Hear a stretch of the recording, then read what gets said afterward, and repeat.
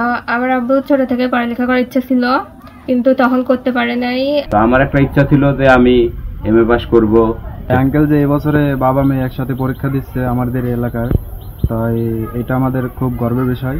আঙ্কেলকে দেখে আমরা বুঝি যে পড়াশোনার জন্য বয়স কখনো বাধা নয়। আর আঙ্কেল আমাদের সবসময় একটা কথাই বলেন যে চেষ্টা করলে কোনো কাজে অসম্ভব নয়।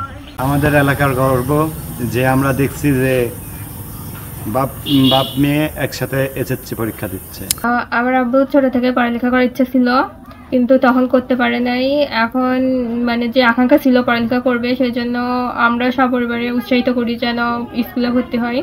তারপরে এই তো স্কুলে ভর্তি হওয়ার পর আমরা একসাথে বাবা মেয়ে এসএসসি পাস করি, এবার ইন্টার পরীক্ষা দিচ্ছি। আব্বু নিজের পড়া নিজেই করার চেষ্টা করে, সমস্যা হলে আমি একটু শিখাই দিই। লেখাপড়া না করে যে একটা ভুল করেছিলাম, এটা আমার বুঝতে অনেক দেরি হয়েছে। সেই জন্যেই আমি আবার স্কুলে ভর্তি হই এবং লেখাপড়া করি, এবং আমি আর আমার মেয়ে একসাথে হয়ে গেছে। আমি যে আমার মেয়ে রেজিস্ট্রেশন করছে, আমিও করছি, কিন্তু আলাদা আলাদা স্কুল। তো আমার একটা ইচ্ছা ছিল যে আমি এমএ পাস করব, করার পরে আমি টাই লাগায় চা বেচবো। তখন থেকে এই স্বপ্নটা আমার ছিল। তো আপনারা দোয়া করবেন, আমার ইচ্ছা যে আমি মাস্টার্স পাস করব। বাবা এইচএসসি ভোকেশনাল এবং মেয়ে এইচএসসি পরীক্ষা দিচ্ছে জেনারেল থেকে। তো এটা আসলেই একটা প্রশংসার দাবিদার, কারণ আমরা জানি যে শিক্ষার কোনো বয়স নেই।